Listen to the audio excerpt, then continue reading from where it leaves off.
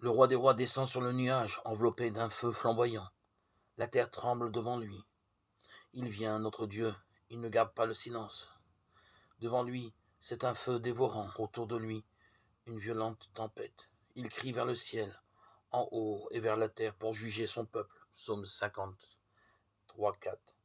Les rois de la terre, les dignitaires, les chefs militaires, les riches, les puissants, tous, esclaves et hommes libres, allèrent se cacher dans les cavernes et dans les rochers des montagnes. Et il disait aux montagnes et aux rochers, tombez sur nous, cachez-nous de celui qui est assis sur le trône et de la colère de l'agneau. Car le grand jour de leur colère est venu, et qui pourrait tenir debout? Apocalypse 6, 15, 17. Les plaisanteries et les moqueries ont cessé. Les lèvres menteuses sont réduites au silence.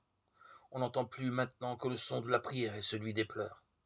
Les méchants supplient qu'on les ensevelisse sous les rochers des montagnes, plutôt que d'affronter le regard de celui qu'ils ont méprisé.